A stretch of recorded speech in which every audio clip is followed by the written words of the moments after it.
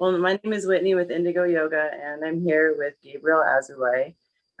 He's a teacher of mine, a dear friend, and a Black yogi who has spent quite a bit of time in America. And this month, as we are particularly highlighting Black voices, Gabe has agreed to come and share some of his experiences with us.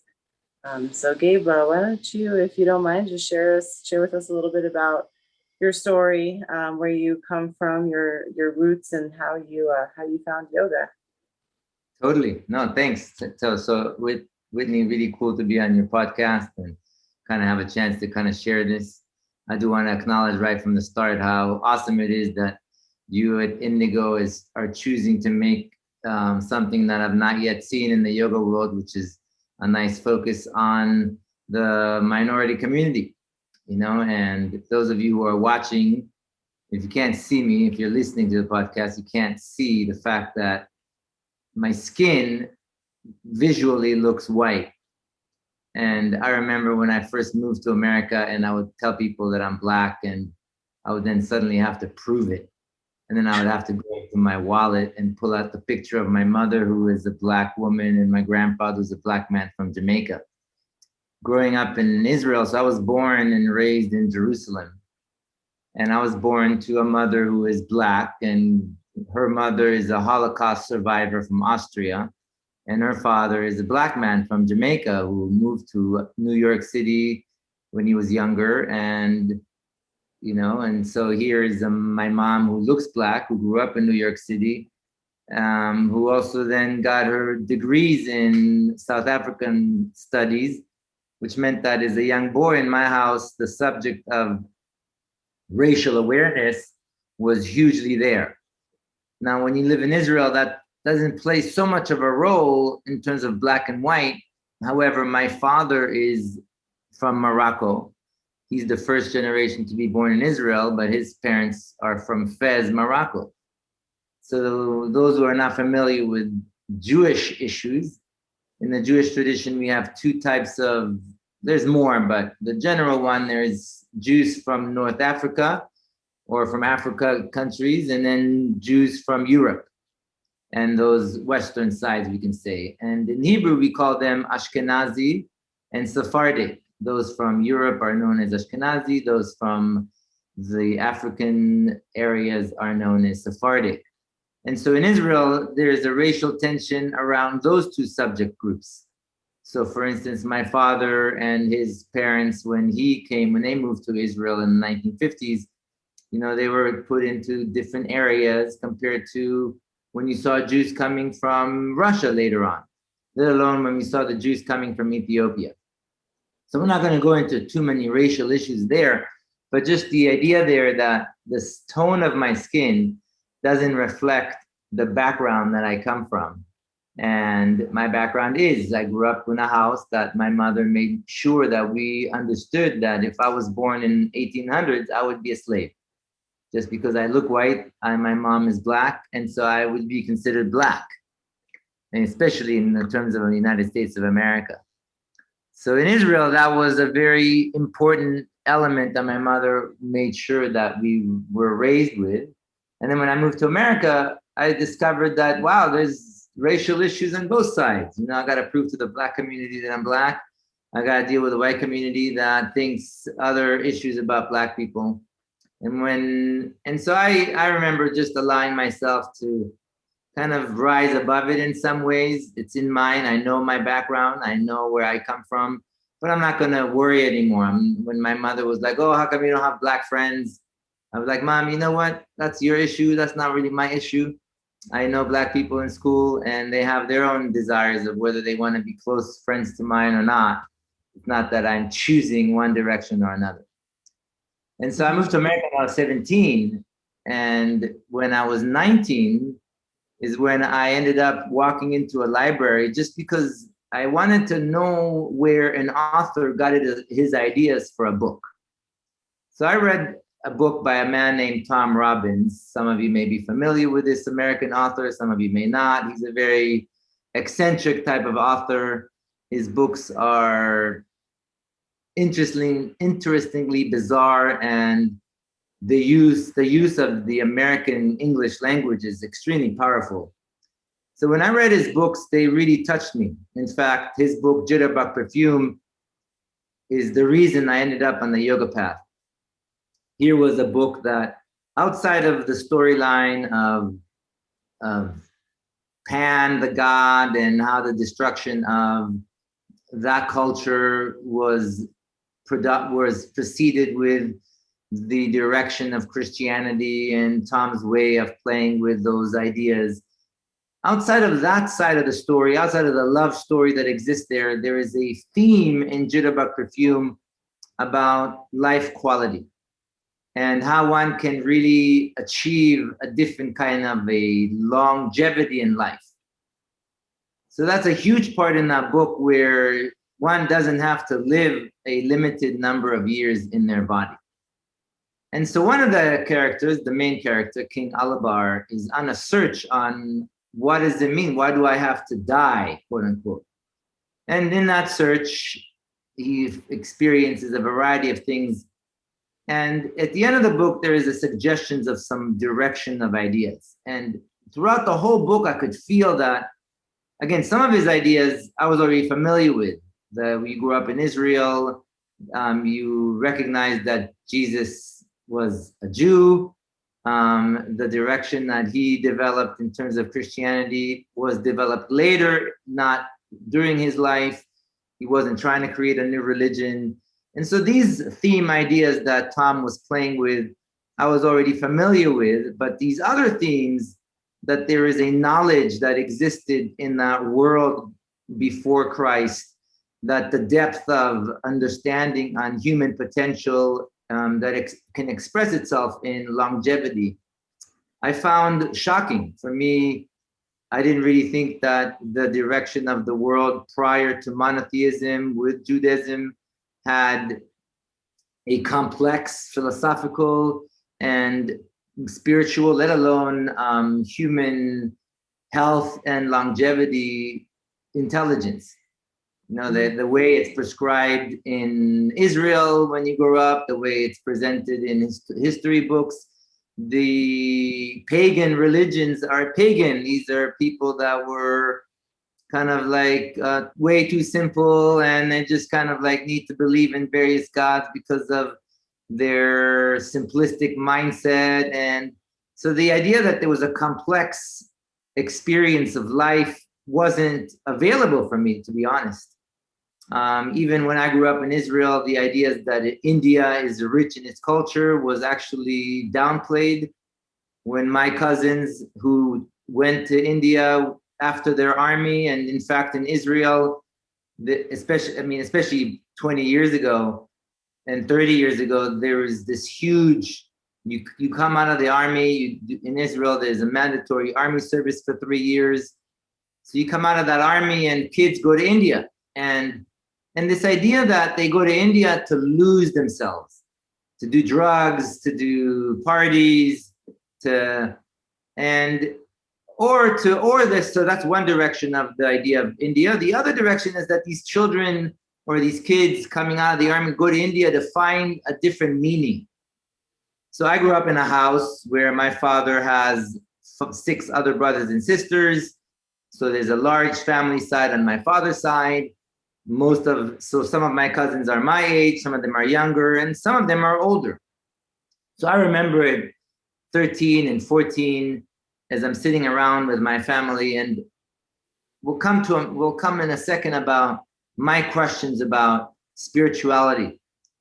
Mm-hmm. But at this point, regardless of my own questions, I'm just sitting around, and sometimes I would hear the conversations of the adults, of the parents, talking about their kids going to India in search of a more spiritual path.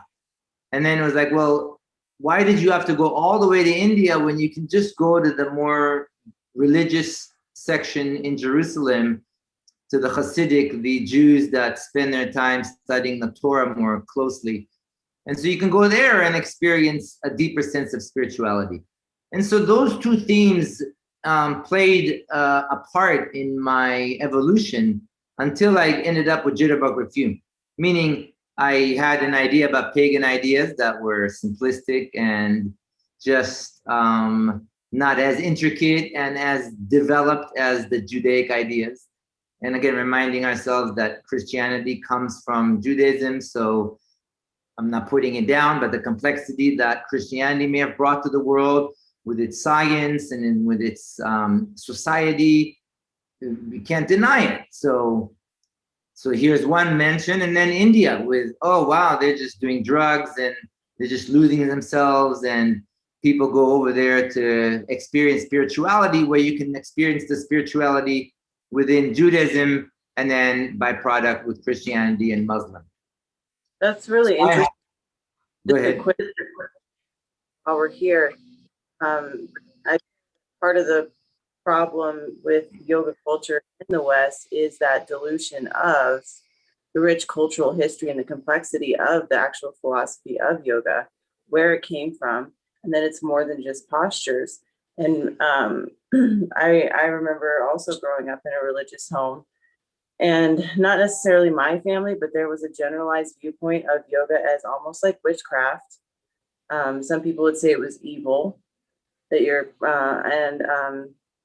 and I feel that it comes from a lack of understanding that's almost a conscious lack of understanding, and it seems to be perpetuated in many like yoga studios and the more popular classes that are going on today as we continue to dilute these teachings.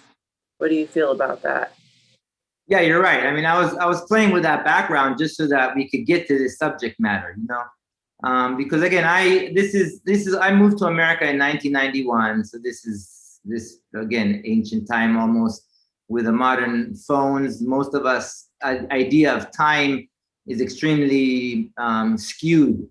You know, we've had an iPhone for barely 10 years now, and yet the average adult, even, let alone children, and let alone most of the yoga community, to think of a time period when there was no Google and there was no internet seems like the dark ages. And yet it was not even 20 years ago. You know, the internet is in 2000. So, but nonetheless, 1991, when I moved to America, I don't have this. I end up with Jitterbug Perfume in 1995. That book is in my hand. And it was the first time since I'm a young child when I read Socrates, and I'll come to that in a second, but it's the first time since that time when I read Socrates at the age of 10, that my interest about something that I didn't understand and had an image that obviously was not correct is the first time is triggered again. In Israel, the idea of religion, the idea of social justice, is you got to live with it. It's in your day-to-day life, between issues with Arabs and Palestinians, between peace issues. I grew up in a house with black subject. So I grew up as a child that wants to work towards peace. So I worked with children and kind of created an environment where young Israeli kids would meet Palestinian kids. I would travel to Italy with a Palestinian group because we couldn't meet in Israel at the time because the Palestinian people did not recognize Israel people. So politically, we couldn't have those meetings together in Israel. So as a boy, I'm very active in terms of these subject matters. At the age of 10, I read Socrates and Plato as a children type of a book. And and it was extremely powerful, Socrates' element of questioning. So there is the famous, those of you not familiar with it, so hopefully that triggers you to kind of look at it. But Socrates is walking through the courthouse one day, and a man that he knows walks out, and he asks him, well, why were you there? And the man says, well, you know, I was on trial because I said that something about the gods, and now I'm on trial on whether or not what I said about the gods is right or not. And then Socrates goes, well, who made the laws? Who makes these laws? Are these laws made by the gods? And then if they were made by God, supposedly, then how did they come up with these ideas of laws? Are they just random? I just randomly chose that this is good and this is bad? And if it wasn't randomly chosen, then who was it that didn't randomly choose it? Now, Socrates isn't giving an answer. He's just asking this question that for me at the age of 10, was also powerful. It's like in Judaism, you just have to accept these 10 commandments. Unlike Christianity, where if you don't believe in Christ, you can't be a Christian. Judaism, you're born to it. So whether you want to be Jewish or not, the Holocaust showed us, same as whether I looked white or I looked black. Thank God it's 2000, but if I was in the 1800s, they don't care what I look like. Your mom's black, you're slave. The Holocaust showed us that they don't really care. You don't believe in Judaism, you don't think you're a Jew, but I just looked at your lineage and your mother's mother was Jewish, you're Jewish. So Judaism and being black has nothing to do with what you believe. They have to do with your ancestry, whether you like it or not. And so in Israel, especially in Israel, it's like, well, you don't want to be a Jew. Well, that's tough. What do you mean you don't want to be a Jew? You're Jewish anyway. The holidays are Jewish. There's not other holidays. Not like America was like, oh, I'll celebrate Christmas and I'll celebrate Hanukkah and I'll celebrate Kwanzaa. In Israel, there's Hanukkah. You're going to go to school and you're going to study the Torah in some fashions. You're going to study history of Israel in that fashion. Doesn't matter where town you live in, you're going to be faced with artifacts that are from 2,000, 3,000 years ago from the fact that Jewish or Hebrew people lived here. And the religion and the faith that they had was around Yahweh. And so you can't avoid it. Regardless of what you want to tell yourself, I don't. And I remember at 10, my grandmother reminding me that I told her I don't believe in God. And yes, that question by Socrates was like, oh, exactly. Who decided these 10 commandments, If God decided it, there's no God. And so I remember breaking my grandmother's heart. She always also reminded me how I broke her heart with that statement that I don't believe in God. But there's not that side of thinking I'm not Jewish, doesn't exist in Israel because it's a Jewish country.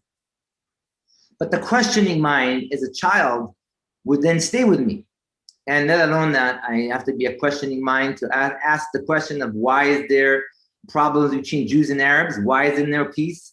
Why is there problems between Sephardic and Ashkenazis? Why is it that if your last name is not from the Western side, then you might be subjected to not being accepted to certain universities, not getting a certain job, just because of your last name, same as your skin color. So I'm aware that these inequalities are human inequalities, have nothing to do with religious inequalities. And so I grew up and I have these questions. And when I moved to America in 1991, it's actually an amazing experience because you know what, in America, it doesn't really matter. It's like, you don't want to be Jewish, you don't have to be Jewish, It's like, the fact that the holidays are there, it's like, well, thanks for my day off. It's like I don't have to be subjected to the TV shows, the general culture around these holidays and these stories that belong to the Jewish tradition. Now, there's tons of stories and you don't have to turn on the TV. And so I remember that those 2 years, my senior year in high school, my freshman year in college, were somewhat freer than this constant thinking about these issues that I was facing when I was younger. Especially when I realized that, black issues, you black people can have the same issues as white people. Because look, you don't think I'm black, so now I got to prove to you that I'm black. So then it's like, that's the same kind of racism I'm feeling with my mom at home. And so once again, it wasn't about trying to fix it. It was more about like, great, you know what? I'm just going to enjoy my life. And then I don't have to think about these ideas anymore. And fantastic, who cares? Then I end up with Jitterbug Perfume. And then it was like a slap in the face where it was like, regardless of religious ideas, regardless of racial issues, here's a book that, as much as it's a fictional book, I realized that something in this book is true. And then I realized that truth, these are not words I have because I've been doing yoga forever, but truth is just true. Some things are just true, and then they're true. A man named Osho said it best, and he puts it in this way.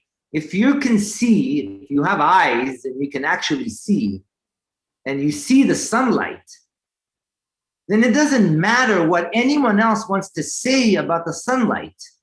You know what light is. But if you're blind and you've never seen light, then how will you ever know light? And it doesn't matter what anyone will say about it, because there's no way for you to see it. And so that element is that about truth. Like, some things are true. And when you realize that truth, like, you may not have words for it, but it's true. Like, there's light. What do you want me to say more about it? And if you can't see light, then there's nothing to be said about it. You will never know the light. Today, I will apply it to the word God, because as much as when I was 10, I said, I don't know God, but today I know God. I've had these moments where God has revealed, and then I realized it's just a word, and that word is confusing to many people. But at that time, when I read Tom Robbins' Jitterbug Perfume, I realized that there's a sense of truth in his book that overrides anything that I had read before, overrides even Socrates with his questions. And now I want to know, where did he get that truth from? And I realized that there is a place he got those ideas of truth that are emanating from his book, like a certain light that kind of rises from his book. And I was like, I want to know where you found that light. And all I have is the word India and the word meditation. And it's 1993, 94, and I have to go to my library at my college. And so there's no Google and there is no internet. And the only way you're going to find information is by walking to the computer library and typing keywords, and then the computer will spit out a list of titles of books. Now, you don't write the name of the book title, you write the letters and numbers belonging to that book title. And then you climb around the steps of the library looking for these connecting numbers and letters with the books that you have. So now I walk around and I end up with a stack of about 8 books. Some of them are skinny, some of them are bigger. And I have these 8 books, and I come back to my home and I see my stack of books, and you got to start somewhere. You got to start picking out a book. And so as I look at my books, I realize that some of them are kind of like thick historical books about India, and there's a lot of words on a page. Some of them are tiny little books with a bunch of meditations, like a meditation on a candle, meditation on a flower, meditation on your breath. So I'm like, okay, it's nice and simple. Okay, because there's a sense of a meditation which is focusing on something already in Tom's writings. So then I was like, you know what? That's nice. Some new tips about how to do meditation. And then I see this book. It's purple in color. It has an interesting title, The Dreams of a Yogi. And I open the book, and on the first page, there's only 2 sentences. And I turn the next page, and there's 3 sentences. And I'm like, awesome, I'll start with this book. And I open the book, and the first page says, yoga is to find God. And then I am floored. I'm just floored. It's like that sentence is like, unlike anything else, it's like, oh, wow. Yoga is to find God, meaning whoever wrote that is pointing out, you want to believe in God? You don't want to believe in God? I really don't care. But if you want to know God, well, here you go, which is a very different type of English vocabulary. Because you realize that whoever wrote this knew light. And then he also was like, I don't really care about telling you what the light is. You gotta find it. You want to know light? You got to go look at the light. You can't stay in your cave in the darkness and read about light. You got to go outside. And if you're reading in a cave and it's dark, then obviously you made some light for yourself. And so for me, that started a journey that I couldn't turn back from. And anyone who knows Patanjali's Yoga Sutras will then recognize that there's not a single yoga pose. So this whole yoga, modern yoga of poses, I'm like, okay, you guys are missing something. Sadly, you're also perpetuating others to continue to miss. If all you're thinking about that the yoga is, can I get to the handstand, and when can I do an arm balance, and what about my headstand?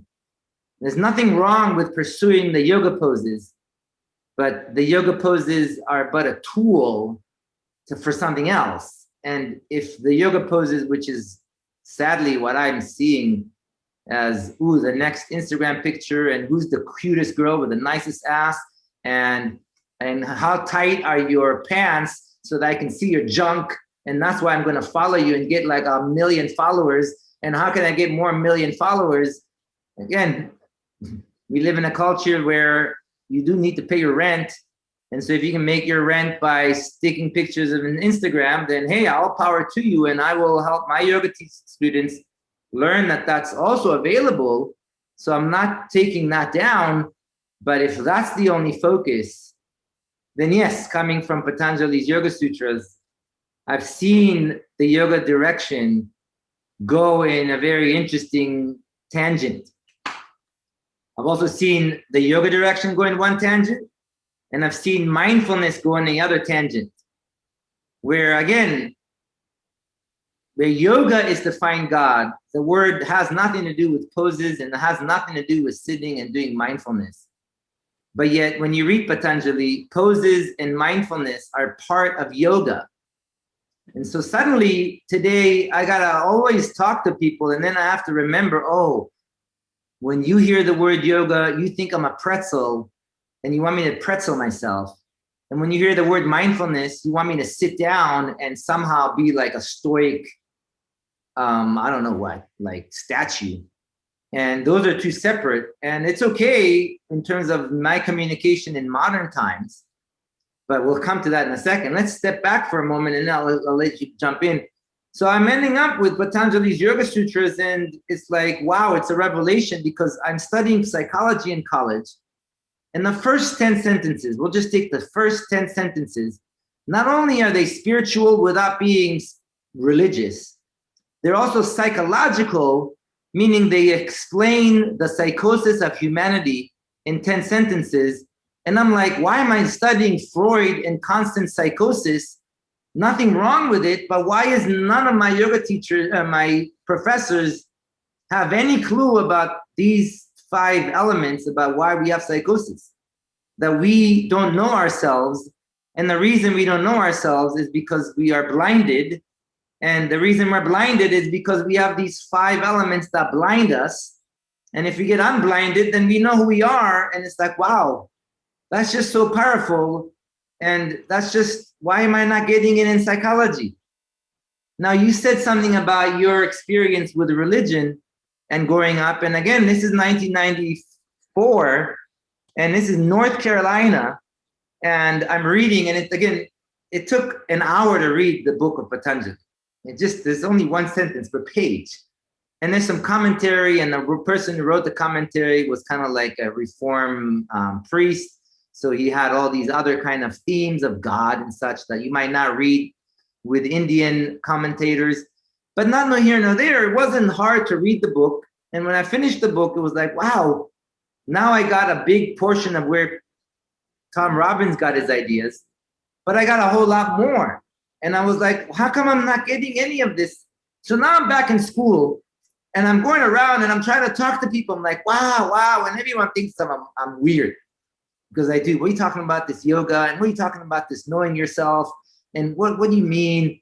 And oh, you're weird. And I'm like, and I realized that the conversation isn't going in the direction that I was hoping, meaning I would think that other people would be just as excited to hear about this. And so I realized, you know what, that's going to be my little home passion. And as I see yoga begin to develop, I realized that many people have this image that yoga is from India. And yes, pre-Patanjali, there's a lot of gods and goddesses, and there's a reason for them. But if that's where your idea of yoga came, and that's all you're going to see, then you're going to see gods and goddesses and all these types of prayers and chanting, which sadly is what America has perceived from the 1960s. So when I finish Patanjali and try to talk to people, Patanjali only gives you 2 tools, real tools, which is chant Om or focus on the breath. The 8 limbs is not a tool, it's a limb, it's steps. But these 2 tools are available. So I remember a few days later, I'm sitting in my room in my house and living with my parents in the basement. It's vacation. and I'm sitting and I'm trying to focus. And I knew that doing the Om would be weird. So I'm just sitting and breathing, and I'm realizing that what Patanjali says, the way to find God is to quiet your thoughts, to stop your thoughts. The way to realize, and then that was the first time where I'm like, wow, I always realize I have thoughts because you're in bed and you got these thoughts and you got these dreams and you got all this stuff and it goes in and out. And so you have this, but I never realized the idea that you could stop your thoughts. And so I'm sitting there and I'm focusing on my breath and I'm realizing that, thoughts and thoughts and thoughts. And I'm like, wow, that's hard. Because the way to find God, yoga is to find God. Yoga is to quiet, is to stop the thoughts. Then you'll know God, or then you'll know who you are. So when you start focusing and you realize, but my thoughts are still there. It wouldn't be until many years later, about when I'm 26, when I read a Zen master's comment to a student, that it's not about stopping the thoughts. And then I realized that the English translation is limited. It's not about stopping the thoughts, but rather when the thought happens, why were you thinking the thought? Which after 6 years or 7 years at this point of doing yoga, which is focusing your mind, it hit home immediately, because it was like, yes, when you focus on your breath, thoughts come, they come, but your job is to inhale, exhale, inhale, exhale. You were thinking and you were realizing you're thinking like, wow, I'm so great. I'm working with my breathing. But your inhale and exhales during the time that you were thinking about how great you are, you totally missed out on. So you got to come back to the inhale, exhale. Who cares about your greatness of focus, because you totally lost your focus. But that's not for many years later. About we're having this daily practice of focusing on quieting the mind. Then I realized it's not about stopping thoughts anymore. It's about staying with the concentration on the object that you chose to concentrate upon. Krishna Das, those of you familiar with him, has a very beautiful way of pointing out that a yoga pose is just a trick. Especially the harder the yoga pose, it tricks you, because if you want to stand on your head, if you start thinking about how great I am looking, standing on my head, well, you're going to fall. So it's a trick to keep your mind focused. And the focus was to create a result that isn't, you can't think about the result. It's kind of a quality. Like when you're focused, there's a certain quality that comes out of you. That's why Michael Jackson, regardless of, sadly, the human person that he was, and the sadness of the fact that he failed in many ways as a human being.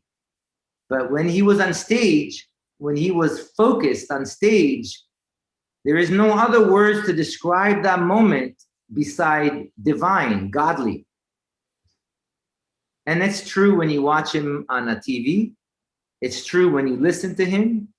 And that's why we revere these days, meaning we pay a tremendous amount of money to people who have this kind of focus, which is athletes, artists, and we just pay for that experience of their focusedness, because most of them are sadly horrible, fierce people on the day-to-day life, meaning yeah, you want to tell me that you want to give your kid to Michael Jordan to kind of watch over?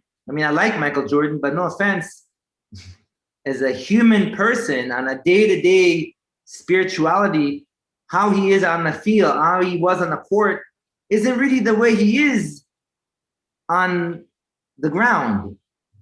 And I'm not getting, that's each and every one of us to be able to take the focusedness and apply it to the rest of our lives. But that's yoga, in my opinion. So that's my background, that's my spill. I know I run on different tangents, but. Oh, that's beautiful, Gabe. You have so many unique perspectives all wrapped into one. And I'd like to, I guess, maybe transition to, so you studied in India and you've since learned, you have a depth of knowledge, mythology, history, yoga, philosophy, and also the postures from Ashtanga yoga, I know you're a practitioner and one of the ones that inspired me to practice Ashtanga. So knowing and having experienced the things that you know, how do you feel about the general atmosphere of yoga in the West? Like how it's portrayed in the media, the inequalities that exist from a racial and socioeconomic standpoint, even up to discriminatory actions on many of our parts that I feel that many are unaware of, and many are also consciously unaware of. So part of what I would like to do here is maybe discuss some of those things so we can raise awareness of some issues that are existing in our culture and maybe work towards rectifying them as the Aquarian age dawns upon us. Yeah, no, it's a beautiful, beautiful part. I spilled and kind of went in tangents about my background and the direction of how I came into yoga. So in '94, after I read Patanjali, I just found that his philosophical, they'll call him philosophical or scientific awareness on human possibility and what spirituality is was super clear. And then they also put the responsibility on each and every one of us.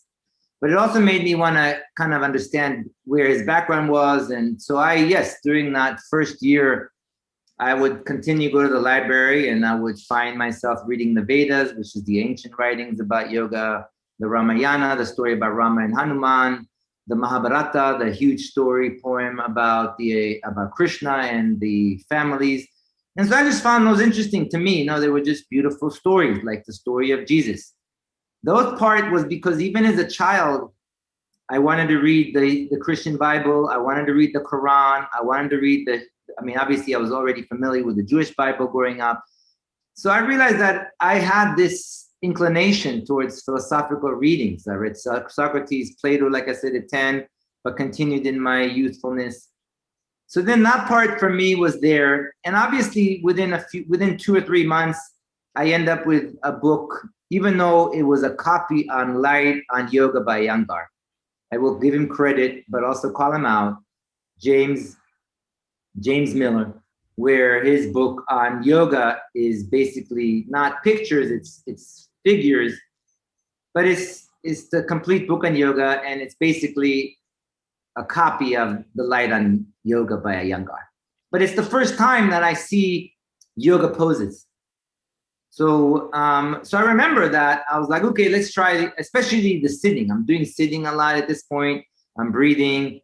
My mom made fun of me. She walks in, sees me breathing. She starts going om, om, om, because like I said, the culture in America in the 1960s saw yoga with the Beatles and their guru about in transcendental meditation. And sadly, that left a negative mark on the popular culture. Like my Black mother, who basically was like, oh, look at all these weird, rich, white kids and sitting in the park and supposedly trying to have peace. And at the time, I believe that it was a great movement, the changing of, but we had Martin Luther King and we had Malcolm X. So it wasn't like, no offense to the Beatles, you guys weren't really doing a whole lot to help change that side for the Black man in New York. That's why we had Malcolm X and that's why we had Martin Luther King, while you Beatles are sitting around chanting Om. And let alone that 10 years later, you stopped, you had all these hippie ideas, but then now you're in your 30s and you realize you got a kid and you got to make money.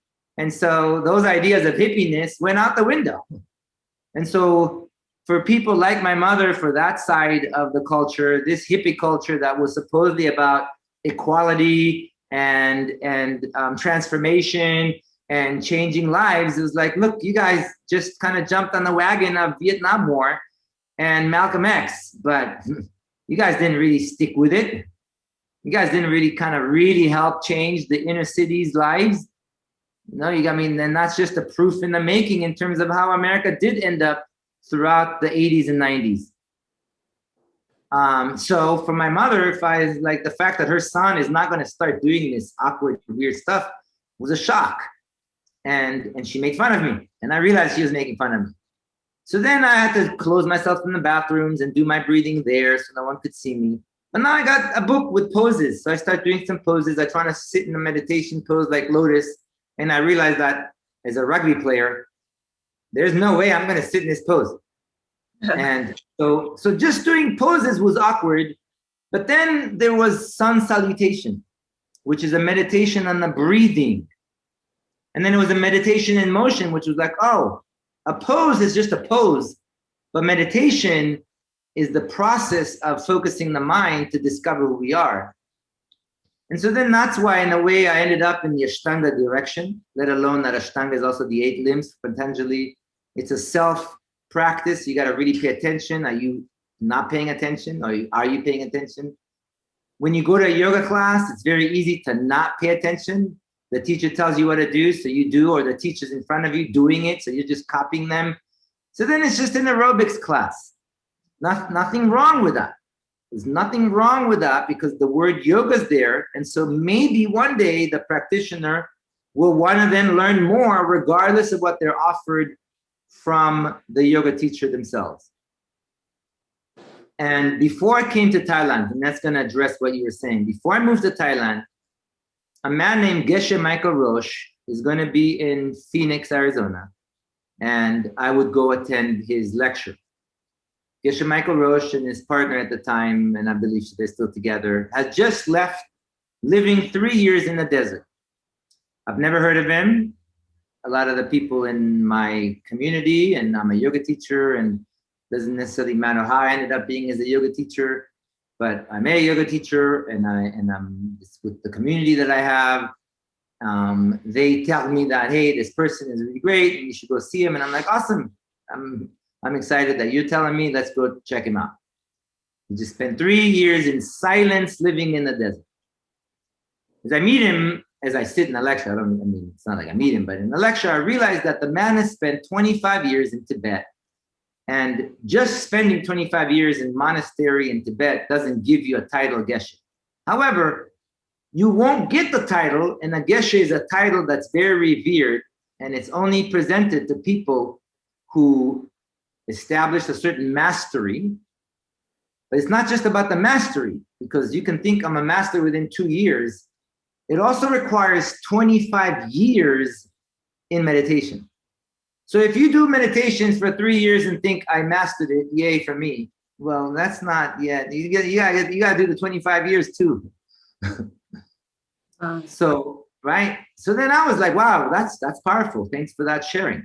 But what was more powerful from that sharing was 25 years in the mountains with these other geishas studying meditations in seclusion up there. And then he comes to the West in the early 1980s, and he's coming to California, and he's like, wow, all of these things that we in the mountains of Tibet learned that are secret. Because yes, let's be honest, Patanjali isn't accessible. He wasn't trying to be accessible. The teachings of yoga, even the Vedas, they were never trying to create social equality. And in my opinion, Patanjali was the first person that is seeking to change that inequality that he saw existing in his society. The Vedas, as much as they're beautiful, and there isn't an inequality in the Vedas, by the way. The writings isn't. The fact that the Vedas point out that when we are born as a human person in this body that we have, there's an innate desire to know who we are, which is the higher connectedness of all. Then that's leading. You know, that's like when the poet Rumi writes, every morning we wake up empty and confused, and we're wondering, where did we come from and what are we supposed to be doing here? And he writes this poem because he knows, having experienced a time with a man known as Sham of Tabriz, a person who was an embodiment of God, to put in that word I already used. Meaning, they were human beings that were alive on this earth and walked around as a light. And if you happened to be with them, then you knew that such a light exists. And the fact that in English we use the word God to describe that light is hurting in the Western side, because that word is limited and we have images about it. So we'll keep using the word love or light or energy, meaning it exists. That element of your human life in this body of yours, that you will be able to recognize that we are all connected and that there is a sense of love and sharing that is existing. It's palpable. You can touch it. And when you experience it, then you can give it to others. And a person like Krishna Das, I say his name because he had the fortunate ability to live with a human being that was like that. And in those circles, there is no such thing as inequality. There is no such thing as racism. There is no such thing as sexism. No, that just doesn't exist. But most of us will never meet such a person. We'll say that Jesus was such a person. That's why his influence was there. But the Vedas are pointing out that's our innate desire to get to this place that is in us. That is a baby, children up until the age of 3, they don't have that. That sense of innocence. The problem is that sense of innocence and that sense of inclusion is just not thought out. It just is. And the minute we start thinking and recognizing that we have a separate sense of self, then we start losing it until we can capture it again. The Vedas, the ancient writings of yoga that describe the element of, okay, you have a body, you're born into this domain, this human experience, this natural experience. To express that, meaning the divine light that you are has no other way of looking at itself. How is the sun going to look at the sun? It has a moon, by the way. That's how the sun sees itself. And we in our earth think that, oh, but that's a mirror. They're looking at one another. They're reflecting each other. So we, as a human being, are trying to reflect that light of existence. And it's trying to shine through us. And so the Vedas point out that when we're born, some of us have a desire to express that light through leadership. And when we lead, we really feel that we shine our light. Some of us have that desire to serve. We want to serve others, and that's how we express that light. Some of us, we want to talk about this light. That's what makes us be able to express this light.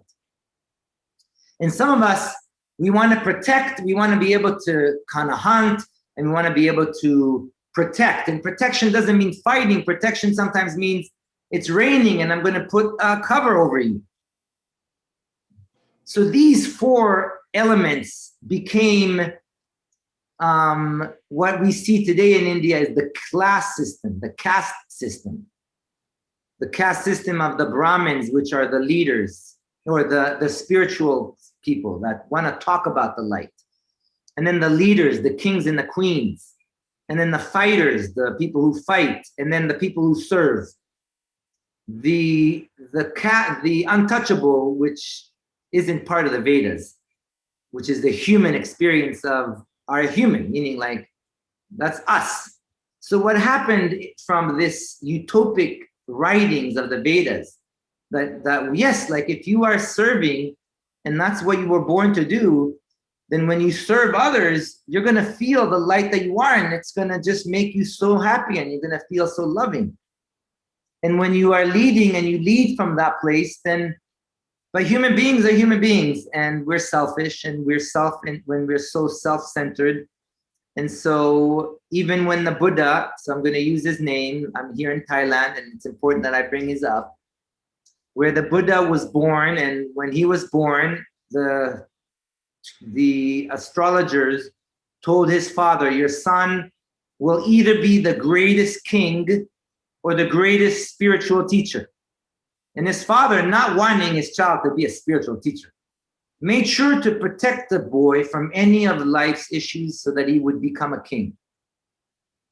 Of course, the boy will eventually see suffering, and then he will seek his path to understand why is there suffering in this earth. And then he realized that suffering is just part of life. And he went on a path of yoga and meditation and spent years on that path And then he had a discovery, an epiphany. And Buddha in Thailand is an image of a person, a human being that was like the light. And he was shining, and he had a very simple way of like helping people realize. It was like, look, just pay attention. Pay attention and then do things for other people, serve other people. And that's Buddhism in a nutshell. But it comes from this element of what we just said about the human pitfall of selfish desires, of not trying to allow us to live from the truth of heart that we have. Let alone that in modern culture, again, you see that a football player makes millions of dollars. Why would you want to listen to yourself that you are actually designed to serve people when serving and working in a restaurant? You ain't going to even pay your bills, let alone in COVID. Who knows if you're ever going to get a job again? So that dilemma of modern life causes, Patanjali, in my opinion, saw that in his life, as much as these Vedas had great ideas, as much as all these gods and goddesses, he saw a culture divided.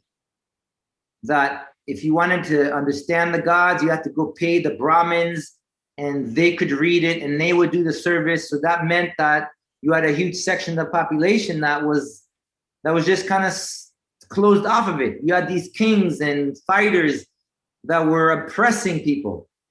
And then Patanjali comes along, he's like, you know what? The real point of all that was to concentrate so that you know that you are that light. And you don't need all this caste system. You just need to find that light, which is to quiet the mind.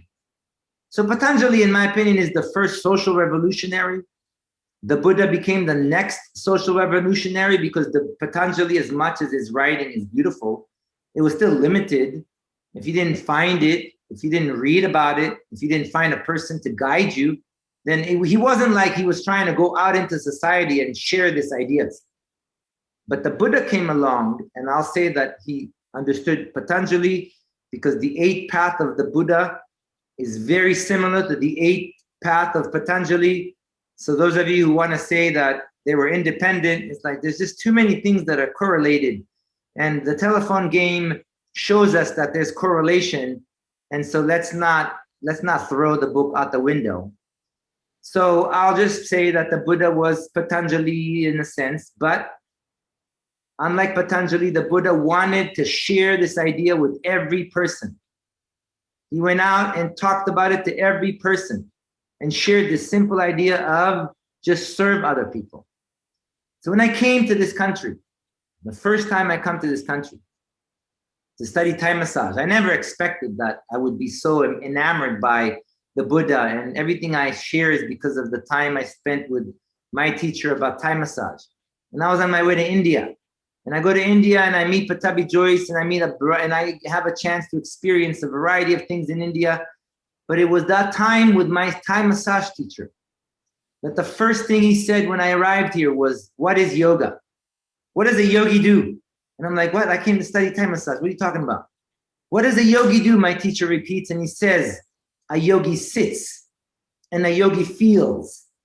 And at the end of that first week that I'm spending learning Thai massage, I realize I know nothing about Thai massage, but the one thing I take is that Thai massage is a way to do yoga and serve someone else. And I'm touched by that so much because yoga is selfish in a sense. You know, I do yoga, it's good for me. But when I do Thai massage, it's good for me and it's good for you. And so then I'm offered a job to teach yoga here. And I move here. And within the month, I find it very hard to live in this country. And I would stay the year, but that year, and as much as I now live here, but this is 15 years ago, and yoga just arrived to this country, just about 6 months before. It came in the form of hot yoga. And those of you who don't like hot yoga, tough. Hot yoga made you the yoga that you look at today. If it wasn't for Bikram, we would not have yoga today the way we have it. And Bikram knew that, you know what, forget the words, forget God. I'm just going to put you in the room and I'm going to make you work hard and I'm going to make you look at yourself. And as much as, again, Bikram failed as a human being, he did not fail in the way that he teaches the class. The rest of his teachers sadly fail. But if you ever take his class, and just go to YouTube and take his class on YouTube, and you will be shocked at the fact that this class is so spiritual, and he talks about it yet not addressing it in that way. But when you look at yourself and you have to look in the mirror and you have to focus and you have to struggle and you have to just listen, that revelation happens. And so, but he realized that the yoga at the time was fufu. Sit down, just do om, or just breathe and move a little bit, but it's not going to heal you. He had a shattered knee. Do you think that just sitting around and moving a little bit and doing circles with your body and then doing circles with your head and then doing weird yoga poses here and there is going to heal his knee? And those of you who have a bad knee, you think that's healing your knee compared to just simple 26 poses that not only healed his knee, healed a tremendous amount of other people? So he knew that yoga can be a tool to heal. And if you're healed, if you're healthy, then you can feel that happiness. So he started a whole new trend in yoga, which then put on the map the fact that we have yoga the way we have it today. And it's extremely, you can extremely understand that path in Thailand, because in 2013, in 2005, there is no yoga here. Thai yoga goes to Hong Kong. Within a month, it's the biggest, most successful financial class ever. Pure Yoga opens a studio, and within a month, there's 100 people in the room. A lady sees that, brings it to Thailand. Within 3 months, she has 5 studios in Bangkok. But now she needs teachers. So I'm in India, and someone's like, hey, do you know how to teach Bikram? And I'm like, I teach yoga. Of course, I know the Bikram practice. Of course, I know the Bikram practice, but I teach, so I just don't have a Bikram certificate. But if I could teach the class and they liked how I taught, so I came. But then I realized it's like, wow, a yoga class, the price of a yoga class in local currency, and again, you have to live here a little bit to understand that. And so I had to move here. And I realized that a yoga class, you can't, if you're just a regular person, you'll never be able to take a class. The price of a yoga class is what the average person makes a week. So the yoga that came here, and again, let's be honest, I mean, yoga is about money in some levels, but it was for the upper middle class. And for that year that I worked here and taught, it was tough on me because I realized how inequality. And one of the things I wanted to come here was to help the yoga studio create a yoga teacher training so that local people could learn to teach yoga so that they could benefit and make that money. And so I helped them build the first yoga teacher training program. But no offense, it wasn't like that studio or the people from that took over my element tried to then change the lives or make classes that were affordable across the board within that direction. When I opened my studio here in Thailand, my classes are as cheap as possible. You know, and I'm aware of this, like, yes, like in America, I wouldn't do that. But so that inequality on financial speaks to the inequality that we see in the social and racial dimensions. And until we are able to address the fact that yoga has been produced and presented to our social structure as a financial means, you want to tell me that to study to be a yoga teacher, which is just to stand, you're no better than an aerobics instructor, and yet you're going to spend $5,000 to get a yoga teacher training, and then think that you're the hot bananas, and that you're better than a yoga gym, that you're better than a gym teacher. And I'm not going to teach you the gym. I have to teach you the yoga studio. I'm like, where did that sense of there's a word for of empowerment came from? Like, why are you not humble that if you like yoga and yoga simple and these postures can heal you and there's a movement and I'm teaching you movement and it's going to be good for you? Why did we not have that? Why do we look down at aerobics and such? And you know, to be an aerobics instructor, you can become an aerobic instructor for very cheap. So that side that stuck itself into the yoga world has made the inequality that you were talking about. And the way to address it is to recognize it, to address, and that's why I was animated and was talking about the way I did about the Instagram and the Facebook, the way I talked about it. Nothing wrong with it, but let's put it out there and let's make sure that we recognize it. And let's, yoga teachers, those of you who say that you're a yoga teacher, stop trying to think of yoga as just the poses and the things. Read Patanjali. Spend the time reading the Upanishads. Spend the time listening to these other teachers that came before you, that spent time with real enlightened human beings like Krishna Das, who's still alive, or Ram Das. And let's not separate that those kids are chanters in their mindfulness, and Thich Nhat Hanh is mindfulness, and again, even mindfulness is now like a corporate environment, and mindfulness is for like the rich people over in the Silicon Valley, as opposed to mindfulness is just yoga, and yoga poses is just yoga, and they're both the same. So let's all come down to earth, please. Oh, thank you so much, Gabe.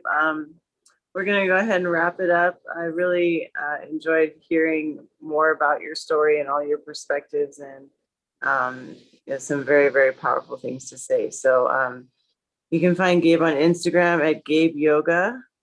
Gabe underscore yoga. So even I'm there, or on Facebook. You know, I got to play the social game.